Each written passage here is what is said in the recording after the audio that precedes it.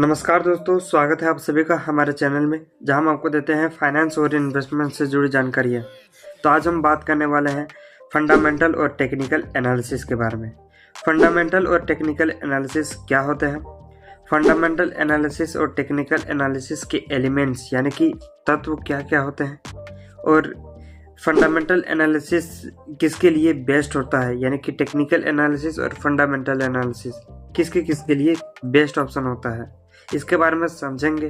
तो बने रहिएगा वीडियो के अंत तक। तो पहला आता है कि फंडामेंटल एनालिसिस क्या होता है। फंडामेंटल एनालिसिस में हम कंपनी के फंडामेंटल कारकों का एनालिसिस करते हैं।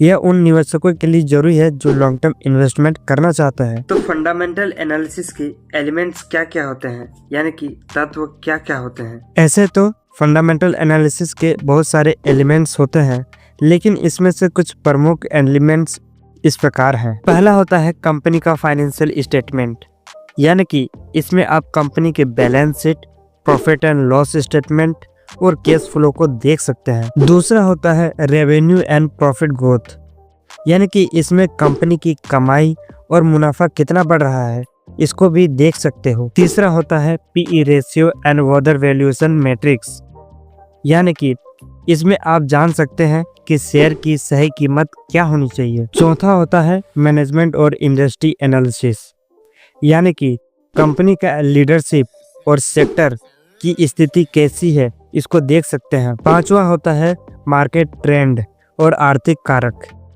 इसमें कंपनी की इंटरेस्ट रेट, इन्फ्लेशन और सरकारी नीतियां क्या है, इसको देख सकते हैं। फंडामेंटल एनालिसिस हमें बताते हैं कि कौन सी कंपनी लंबे समय के लिए अच्छी निवेश ऑप्शन हो सकती है। अब बात करेंगे टेक्निकल एनालिसिस क्या होता है। टेक्निकल एनालिसिस में हम शेयर के प्राइस मूवमेंट और चार्ट पैटर्न्स का एनालिसिस करते हैं।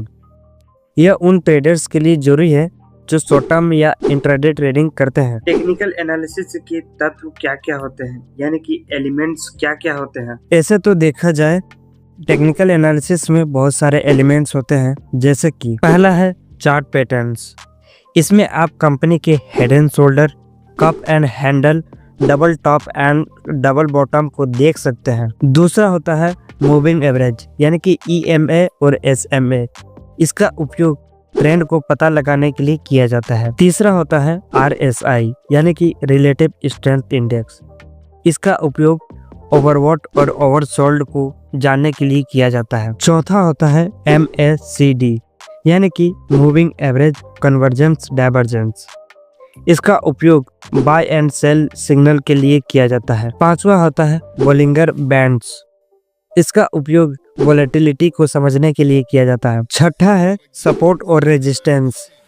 इसका उपयोग किसी शेयर का न्यूनतम और अधिकतम स्तर को दिखाने के लिए किया जाता है। टेक्निकल एनालिसिस हमें बताते हैं कि किस समय हमें शेयर को खरीदना चाहिए और किस समय हमें शेयर को बेचना चाहिए। अब हम लोग समझेंगे कि कौन सा एनालिसिस किसके लिए बेस्ट ऑप्शन होता है। तो अब बात करते हैं कि अब किसके लिए ये बेहतर होता है।